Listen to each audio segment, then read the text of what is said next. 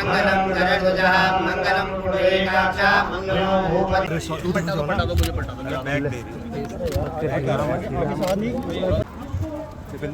हाँ बाबू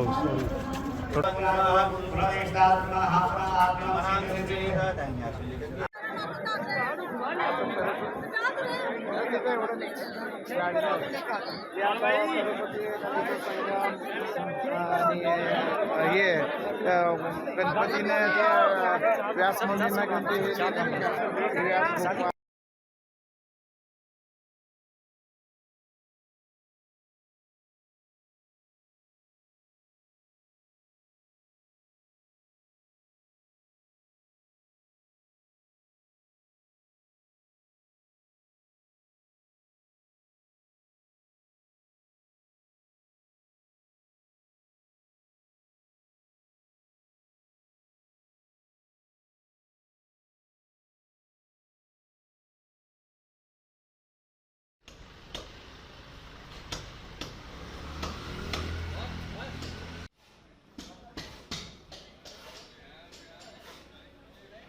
बीजेपी प्रदेश अध्यक्ष ने कहा, बीजेपी भारी बहुमत के साथ जीत दर्ज करेगी। देहरादून में बढ़ती आपराधिक घटनाओं के बाद पुलिस प्रशासन सचेत। डीजीपी ने होटल और धर्मशाला के व्यवसायियों को दिए खास दिशा निर्देश। बिना पहचान पत्रों के किसी व्यक्ति को होटल में कमरा न दें।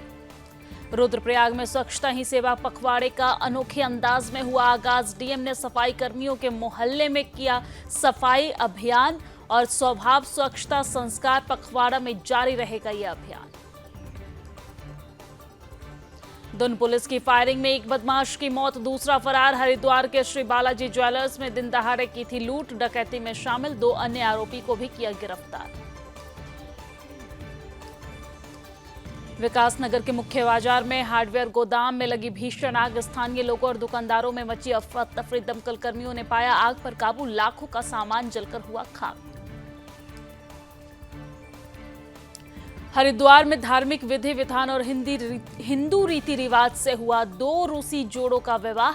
विदेशी नागरिकों का कहना है कि सनातनी परंपरा के साथ विवाहित जीवन खुशहाल कहलाता है।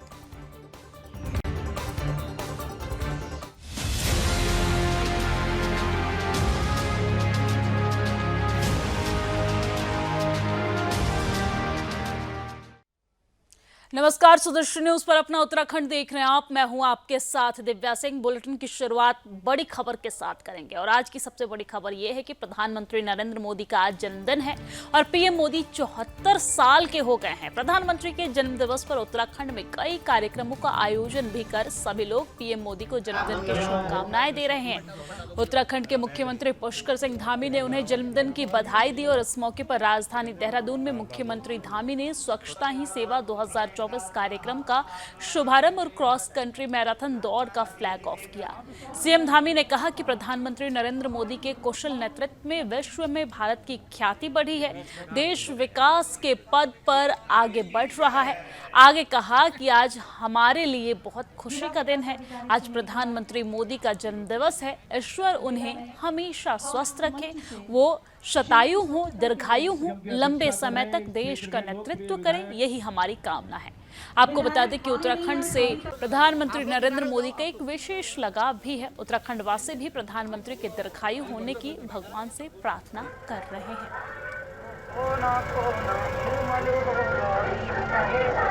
आज हमारे लिए बहुत ही शुभ दिन है और बहुत खुशी का दिन है कि आज हमारे आदरणीय प्रधानमंत्री नरेंद्र मोदी जी का जन्म दिवस है। हम भगवान से प्रार्थना करते हैं कि भगवान उनको स्वस्थ रखें, वो शतायु हों, दीर्घायु हों और लंबे समय तक उनका नेतृत्व हमारे देश को प्राप्त होता रहे। मैं उत्तराखंड की देवतुल्य जनता की ओर से भी, यहाँ के सभी देवताओं की तरफ से भी भगवान से प्रार्थना करता हूँ कि भगवान उनको स्वस्थ रखें और हमारे उत्तराखंड से जो उनका विशेष लगाव है, उत्तराखंड उनके हृदय में बसता है, तो निश्चित रूप से समस्त उत्तराखंड वासी भी उनके जो है सुदीर्घ जीवन की कामना करते हैं और उनके नेतृत्व में आज पूरे विश्व के अंदर भारत की पताका फहर रही है। भारत दुनिया का सिरमौर भारत बनने की दिशा में आगे बढ़ रहा है।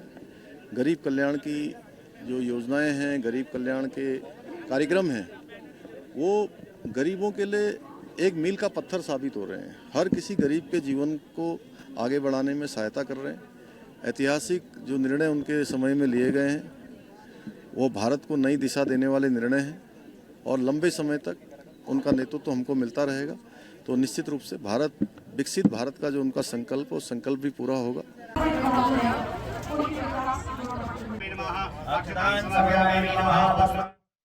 और देश के यशस्वी प्रधानमंत्री नरेंद्र मोदी के जन्मदिन पर आज भाद्रपद माह की पूर्णिमा को प्रदेश के मुख्यमंत्री पुष्कर सिंह धामी ने निर्देशन में बद्रीनाथ केदारनाथ मंदिर समिति ने बद्रीनाथ व केदारनाथ सहित अन्य अधीनस्थ मंदिरों ओमकारेश्वर मंदिर, ओखीमठ, नरसिंह मंदिर और जोशीमठ, द्वितीय केदार, मद महेश्वर, तृतीय केदार, तुंगनाथ, विश्वनाथ मंदिर, गुप्तकाशी, सिद्धपीठ और काली मठ में विशेष रूप से यहाँ पर पूजा अर्चना और हवन जारी है। इस मौके पर प्रधानमंत्री के दीर्घायु और देश की सुख समृद्धि श्री वृद्धि की कामना की गई है।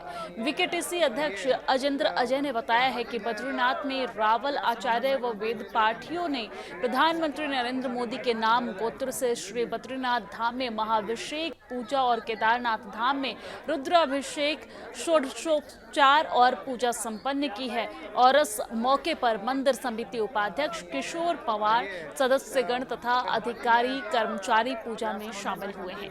केदार समेत सभी मंदिरों में विशेष पूजा अर्चना कर उनके सुदीर्घ जीवन और देश की कुशलता की कामना की गई है। इससे पहले बीते सोमवार को श्री बद्रीनाथ केदारनाथ मंदिर समिति ने मुख्यमंत्री धामी के जन्मदिन पर विशेष पूजा अर्चना संपन्न कराई थी।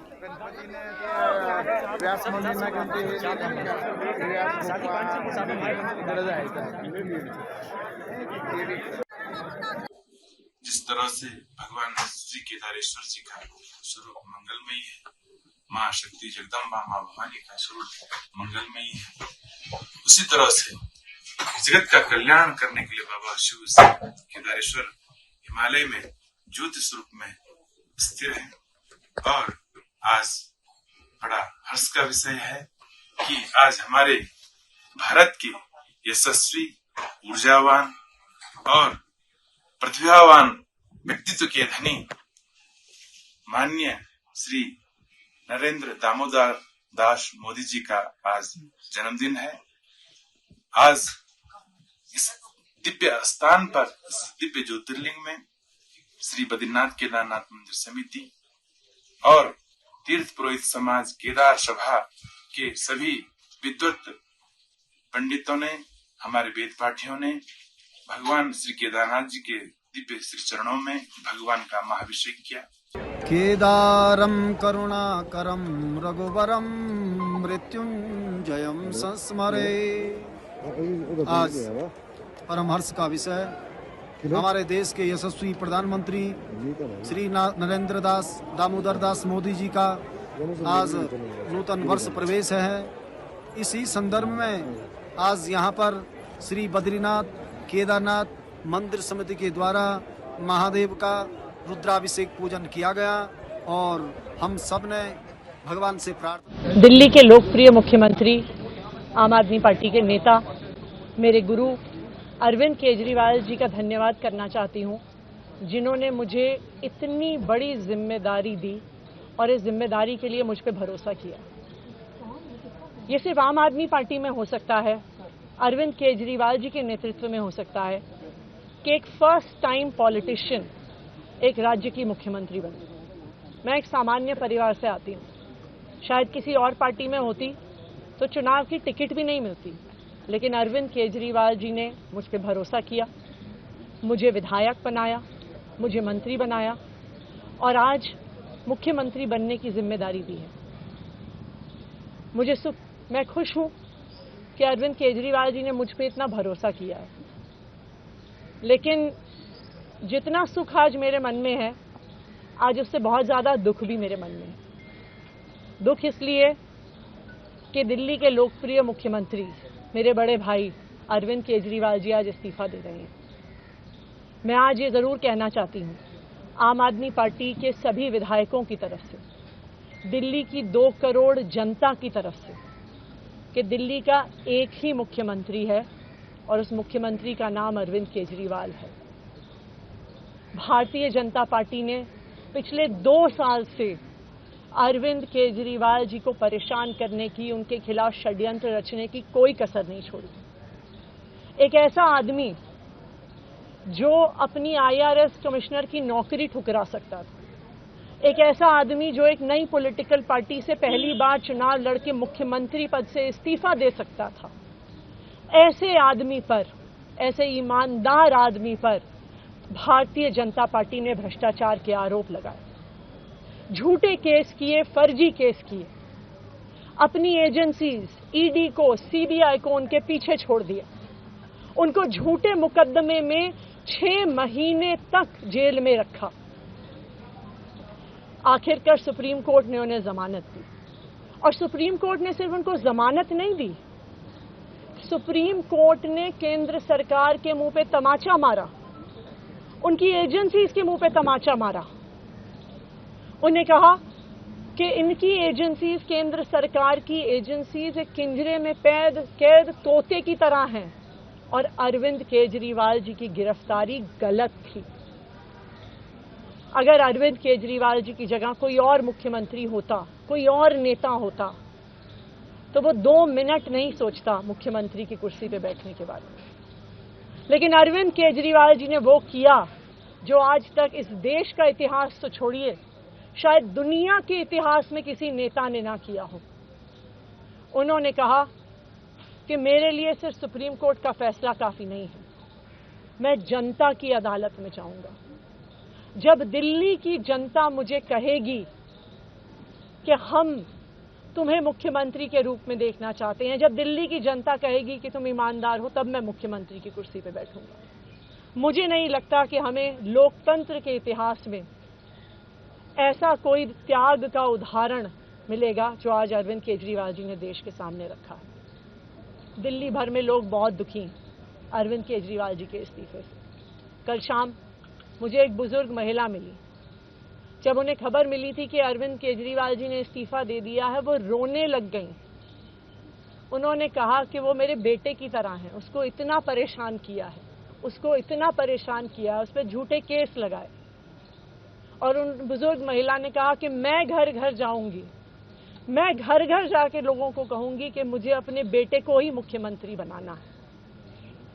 तो आज सभी दिल्ली वाले ये प्रण ले रहे हैं, सभी दिल्ली वाले इतने गुस्सा हैं, भारतीय जनता पार्टी के षड्यंत्र से नाराज हैं और अपने बेटे, अपने भाई अरविंद केजरीवाल जी को फिर से दिल्ली का मुख्यमंत्री देखना चाहते हैं। क्यों देखना चाहते हैं दिल्ली वाले अरविंद केजरीवाल जी को फिर से मुख्यमंत्री?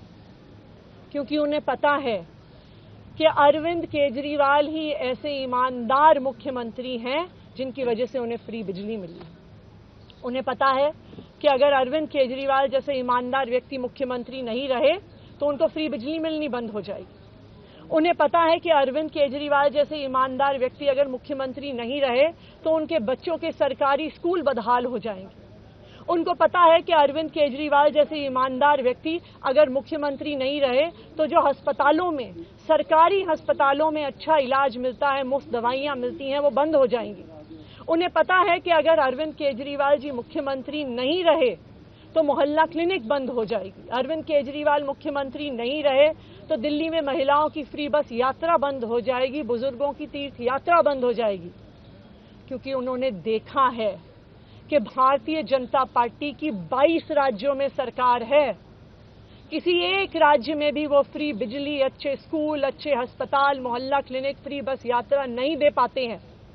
और एक ईमानदार अरविंद केजरीवाल है जो दिल्ली के लोगों को इतना कुछ देता है। तो दिल्ली के लोग, आम आदमी पार्टी के विधायक और मैं अगले कुछ महीनों तक, चुनाव तक मुख्यमंत्री होने के नाते अब एक ही उद्देश्य से काम करेंगे कि हमें अरविंद केजरीवाल जी को फिर से दिल्ली का मुख्यमंत्री बनाना है। जब तक मैं इस बड़ी जिम्मेदारी को संभाल रही हूं, मेरा एक ही मकसद रहेगा। मुझे पता है कि भारतीय जनता पार्टी अपने LG साहब के थ्रू दिल्ली वालों के खिलाफ षड्यंत्र रचेगी। मुझे पता है कि वो दिल्ली वालों की फ्री बिजली रोकने की कोशिश करेंगे। मुझे पता है वो दिल्ली वालों के अस्पताल में फ्री दवाइयां रोकने की कोशिश करेंगे, मुझे पता है वो मोहल्ला क्लिनिक बंद करने की कोशिश करेंगे, मुझे पता है वो सरकारी स्कूलों को खराब करने की कोशिश करेंगे। तो अगले कुछ महीने तक, जब तक ये जिम्मेदारी मेरे पास है, मैं दिल्ली के लोगों की रक्षा करने की कोशिश करूंगी और अरविंद केजरीवाल जी के मार्गदर्शन में दिल्ली की सरकार चलाऊंगी। मेरा अपने सभी कार्यकर्ताओं से, सभी विधायक साथियों से, दिल्ली के लोगों से बस एक ही अनुरोध है, आप में से कोई मुझे बधाई मत दीजिएगा, आप में से कोई मुझे माला मत पहनाइएगा, क्योंकि मेरे लिए और मुझे लगता है सभी दिल्ली वालों के लिए ये एक बहुत दुख की घड़ी है कि दिल्ली के चहेते मुख्यमंत्री को आज इस्तीफा दिया है। मैं एक बार फिर अरविंद केजरीवाल जी का धन्यवाद करती हूँ जो उन्होंने मुझ पर भरोसा दिखाया है, और मैं दिल्ली के लोगों की तरफ से फिर से एक बार ये कहूँगी कि वो जल्द ही आने वाले चुनाव के बाद अरविंद केजरीवाल जी को अपना मुख्यमंत्री देखना चाहते हैं। धन्यवाद।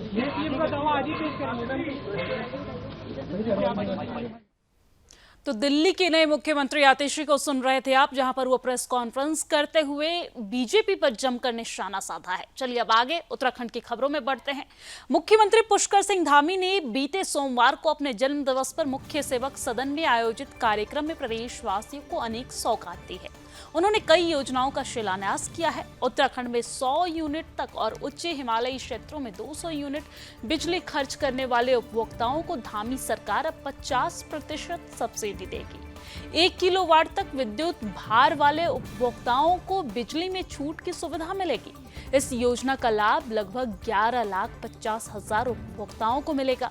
मुख्यमंत्री ने पिटकुल की एडीबी वित्त पोषित 5 परियोजनाओं 220 केवी जेआईएस सब स्टेशन सेलाकुई, 132 केवी जेआईएस सब स्टेशन आराधर और 132 केवी जेआईएस सब स्टेशन लोहाघाट, 132 केवी जेआईएस सब स्टेशन धौलाखेड़ा, 132 केवी जेआईएस सब स्टेशन खटीमा द्वितीय व संबंधित लाइन निर्माण का शिलान्यास भी इस दौरान किया है।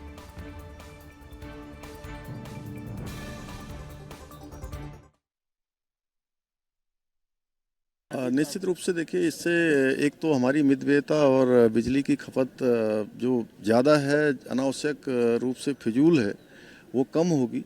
और जो हमारे गरीब परिवार हैं, बीपीएल परिवार हैं, ऐसे परिवार हैं जो गरीबी रेखा से जूझ रहे हैं, गरीबी से जूझ रहे हैं, उन सबको मदद मिलेगी। इसलिए हमने इस योजना का प्रारंभ किया है।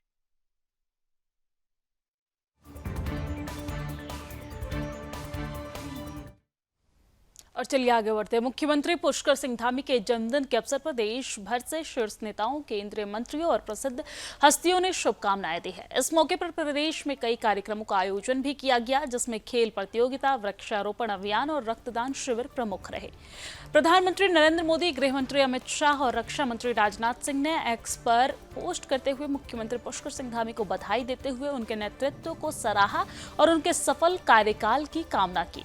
आपको बता दें कि उत्तराखंड के राज्यपाल लेफ्टिनेंट जनरल गुरमीत सिंह, उत्तर प्रदेश के मुख्यमंत्री योगी आदित्यनाथ, मध्य प्रदेश के मुख्यमंत्री डॉक्टर मोहन यादव, असम के मुख्यमंत्री डॉक्टर हिमंत बिस्वा शर्मा, छत्तीसगढ़ के मुख्यमंत्री विष्णुदेव साय और राजस्थान के मुख्यमंत्री भजनलाल शर्मा मुख्यमंत्री पुष्कर सिंह धामी के प्रशासनिक कौशल और नेतृत्व की प्रशंसा करते हुए उन्हें जन्मदिन की शुभकामनाएं दी। इसके साथ ही केंद्रीय मंत्री नितिन गडकरी, धर्मेंद्र प्रधान, शिवराज सिंह चौहान और पीयूष गोयल ने भी मुख्यमंत्री पुष्कर सिंह धामी को शुभकामनाएं दी। इन शीर्ष नेताओं ने मुख्यमंत्री के प्रयासों की सराहना करते हुए प्रदेश के विकास में उनके योगदान की प्रशंसा की। बीजेपी के राष्ट्रीय अध्यक्ष और केंद्रीय स्वास्थ्य मंत्री जगत प्रकाश नड्डा यानी कि जेपी नड्डा और भारत रत्न एवं भारतीय क्रिकेट टीम के पूर्व कप्तान सचिन तेंदुलकर ने भी मुख्यमंत्री पुष्कर सिंह धामी को दूरभाष पर बधाई दी, यानी कि टेलीफोन पर बधाई दी। और आपको जानकारी दे दें कि उत्तराखंड के जागर सम्राट प्रीतम भरतवाड़ ने भी शुभकामनाएं दी है। आपको यह भी बता दें कि मुख्यमंत्री पुष्कर सिंह धामी का जन्मदिन सोशल मीडिया पर टॉप ट्रेंड में रहा, जहां आमजन, सांसदों, विधायकों और हस्तियों ने उत्साहपूर्वक उन्हें बधाई दी है। वहीं सीएम पुष्कर सिंह धामी ने मीडिया से बातचीत करते हुए कहा कि मैं सभी लोगों का धन्यवाद करता हूं, मैं सबका आभारी हूं। सभी लोगों ने मुझे शुभकामनाएं दी है, जो मेरे अंदर ऊर्जा और शक्ति का कार्य करती है, निर्माण करता है। बात करता हूँ और सबका आभारी हूँ कि सबने जो है मुझे शुभकामनाएं दी हैं और ये शुभकामनाएं निश्चित रूप से प्रदेश का विकास और तेज गति से करने के लिए और मेरे अंदर ऊर्जा को बढ़ाएंगे और शक्ति देंगे। मैं ईश्वर से प्रार्थना करता हूँ कि इतनी शक्ति हम सबको मिले कि आने वाला जो दशक हमारे प्रधानमंत्री जी ने कहा है उत्तराखंड का दशक होगा, उस दशक को बनाने के लिए हर प्रकार से तैयार हूँ। मैं सभी को धन्यवाद करता हूँ। और अब आगे बढ़ते हुए बात पहाड़ों की रानी मसूरी की करेंगे। पहाड़ों की रानी मसूरी में उत्तराखंड के मुख्यमंत्री पुष्कर सिंह धामी का जन्म दिवस हर्षोल्लास के साथ मनाया गया। मसूरी में भारतीय जनता पार्टी के कार्यकर्ताओं पूर्व बीजेपी मंडल अध्यक्ष मोहन पेटवाल के नेतृत्व में पिक्चर पैलेस चौक पर इकट्ठे हुए और एक दूसरे को मिठाई खिलाकर सीएम पुष्कर सिंह धामी की लंबी उम्र की कामना की। सीएम धामी का जन्म दिवस युवा संकल्प दिवस के रूप में मनाया गया। मसूरी बीजेपी नेता मोहन पेटवाल, मीरा सकलानी और पुष्पा पडियार ने कहा है कि मुख्यमंत्री धामी के जन्म दिवस पर बधाई देते हुए उनके उत्तम स्वास्थ्य और दीर्घायु जीवन की प्राप्ति की कामना की है। उन्होंने कहा कि प्रदेश पुष्कर सिंह धामी के नेतृत्व में लगातार विकास की ओर अग्रसर है। मुख्यमंत्री पुष्कर सिंह धामी ने सभी वर्गों के लिए कई जन कल्याणकारी योजनाएं चलाकर सभी को लाभ पहुंचाने का काम किया है और यही कारण है कि पूरे देश में मुख्यमंत्री धामी को उनके कुशल नेतृत्व के लिए जाना जाता है। उन्होंने कहा कि आज प्रदेश में कई योजनाओं के तहत युवाओं के लिए रोजगार के साधन उपलब्ध कराए जा रहे हैं और कई योजनाओं के तहत प्रदेश में उद्योगों को स्थापित किया जा रहा है जिससे रोजगार के साधन उपलब्ध हो सके। उन्होंने बताया कि सीएम धामी ने महिलाओं को स्वावलंबी बनाए जाने को लेकर कई महत्वपूर्ण फैसले भी लिए हैं। वहीं प्रदेश में अपराधियों से निपटने के लिए ठोस रणनीति के तहत काम किया जा रहा है जिससे कानून व्यवस्था को बेहतर किया जा सके।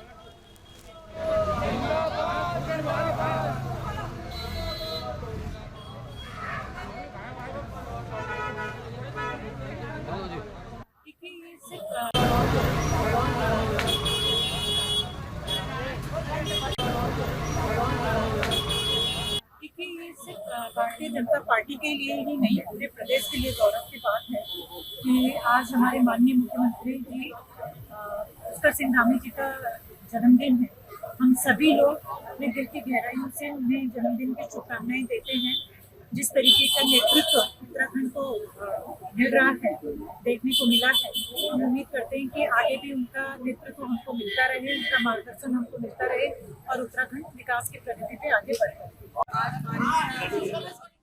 और चलिए अब आगे बढ़ते हैं। भाजपा केदारनाथ उपचुनाव के सर्वे के आधार पर प्रत्याशी तय करेगी। दरअसल बीजेपी के प्रदेश अध्यक्ष महेंद्र भट्ट ने बताया है कि केदारनाथ उपचुनाव के लिए पार्टी प्रत्याशी का चयन सर्वे के आधार पर किया जाएगा। उन्होंने कहा है कि इस संदर्भ में जल्द पर्यवेक्षक और सर्वे की रिपोर्ट मंगाई जाएगी। इसके साथ ही आगामी निकाय और पंचायत चुनाव में भी प्रत्याशियों का चयन सर्वे के आधार पर ही किया जाएगा। इस दौरान उन्होंने भारी बहुमत के साथ जीत का दावा भी किया है।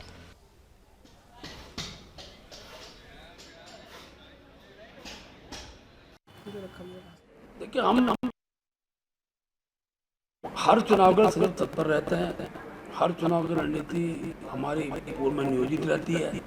हम उसके लिए अभी जो नगर निगम के चुनाव के लिए प्रदेश की पर्यवेक्षक टोली हम भेजने वाले हैं। बहुत जल्दी वो टोली नगर निगम में, नगर पालिका में जाएगी। प्रत्याशियों कार्यकर्ता राय शुमारी के बाद प्रत्याशी का पैनल आएगा, उस पर हम पब्लिक सर्वे कराएंगे और सर्वे के आधार पर प्रत्याशी की घोषणा करेंगे। बहुत जल्दी जैसे चुनाव घोषित होता है हम अपने प्रत्याशी घोषणा कर देंगे। और मैं कह सकता हूँ कि हम चुनाव को जैसे पिछली बार के चुनाव में हम 90% नगर पालिका नगर में जीते हैं, उसी प्रकार की जीत हमारी इस बार भी रहेगी। देखिए, हम हर चुनाव का सदैव तत्पर रहते हैं। हर चुनाव की उत्तराखंड के मैदानी जिले में बढ़ती आपराधिक घटनाओं के बाद पुलिस प्रशासन सचेत हो गई है। इसी को देखते हुए पुलिस मुख्यालय में डीजीपी अभिनव कुमार ने होटल और धर्मशाला के व्यवसायियों को खास दिशा निर्देश दिए हैं। उन्होंने कहा है कि ये देखा गया है कि आपराधिक घटनाओं को अंजाम देने के बाद अपराधी कुछ होटल या धर्मशाला में बिना पहचान पत्र दिए कमरा किराए पर ले लेते हैं और फिर मौका मिलने के बाद वहां से फरार हो जाते हैं, जिस कारण पुलिस को खोजबीन करने में काफी परेशानियों का सामना करना पड़ता है। वही उत्तराखंड डीजीपी अभिनव कुमार ने सभी होटल व्यवसायियों और धर्मशाला चलाने वालों से ये आग्रह किया है कि वो बिना पहचान पत्रों के किसी भी व्यक्ति को अपने होटल में कमरा किराए पर न दे। साथ ही साथ आने वाले लोगों का फोन नंबर भी पंजीकृत कर ले।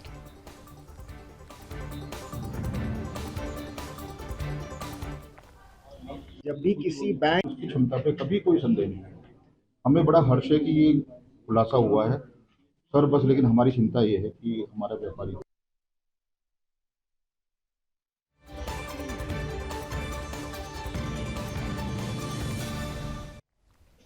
और चलिए आगे बढ़ते हुए बात रुद्रप्रयाग की करेंगे। रुद्रप्रयाग जिले के स्वभाव स्वच्छता संस्कार पखवाड़ा पर्यावरण मित्रों को कृतज्ञता के साथ शुरू हुआ है।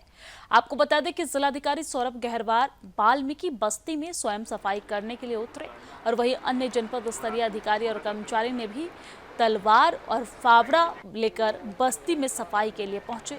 आपको ये भी बता दें कि इस दौरान बाल विकास विभाग की ओर से बस्ती की महिलाओं को 6 महीने की सैनिटरी पैड किट और टी-शर्ट और टोपियां भी वितरित की गई है। आपको ये भी जानकारी दे दें कि जनपद रुद्रप्रयाग में जिलाधिकारी सौरभ गहरवार की अगुवाई में स्वभाव स्वच्छता संस्कार पखवाड़े का अनोखे अंदाज में आगाज हुआ है। डीएम ने अधिकारियों के साथ पर्यावरण मित्रों की बस्ती में सफाई कार्य किए हैं। जिलाधिकारी ने कई विभागों के अधिकारियों के नेतृत्व में अलग अलग टीम बनाकर पूरी बस्ती में सफाई अभियान चलाया। अधिकारी और कर्मचारी ने प्लास्टिक की बोतलें, सिंगल यूज प्लास्टिक सहित घास और खरपतवार की सफाई कर पर्यावरण मित्रों को धन्यवाद दिया है। अधिकारियों को अपने बीच सफाई करता हुआ देख वाल्मीकि बस्ती के लोगों में अलग उत्साह देखने को मिला। उन्होंने कहा कि शायद यह पहली बार होगा जब कोई जिलाधिकारी उनके बीच पहुंचकर उनकी बस्ती में सफाई कर रहे हैं। इसके साथ ही बस्ती का निरीक्षण कर लोगों से वहां की समस्याएं भी सुनी। बस्ती निवासियों से बिजली, पेयजल, मंदिर और पार्क का सौंदर्यीकरण सहित अन्य मांग एवं समस्याओं को जिलाधिकारी के समक्ष रखी गई है। जिलाधिकारी ने एसडीएम रुद्रप्रयाग को बस्ती में जर्जर हालत में पड़े पार्क का सौंदर्यीकरण एवं लाइटिंग करने के निर्देश भी दिए हैं। समाज कल्याण विभाग को बस्ती में कैंप लगाकर योजनाओं की जानकारी उपलब्ध करवाने को भी कहा गया है।